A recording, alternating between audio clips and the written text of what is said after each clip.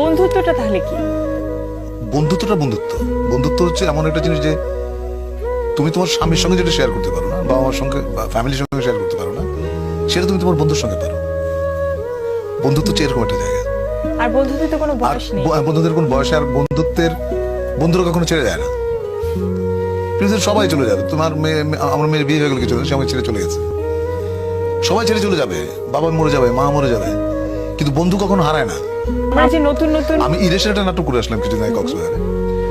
ওখানে এই সংলাপটা পড়ে আমি খুবই মুগ্ধ। আমি ইরেশকে বললাম যে তুমি এরকম একটা চমৎকার সংলাপ লিখেছো। ইয়ের জাকিরের লেখা। হ্যাঁ। আচ্ছা। তো ওখানে সংলাপ ছিল যে সবাই চলে যায়, তখন আমি বলি শুধু বন্ধুরা ছাড়া। আরো একটা জিনিস, আমিও মানে এটা এখন আজকে রিয়েলাইজেশনে আসবে যে হ্যাঁ, সবাই ছেড়ে যায় বন্ধুরা ছাড়া। প্রেম শব্দটার অর্থটা কি আপনার কাছে? প্রেম যে একটা ছেলেতে মেয়েতে হবে আমার কোনো কথা নেই।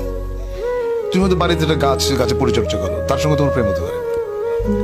বা তুমি একটা কলমটা তোমার পছন্দ, তাই না?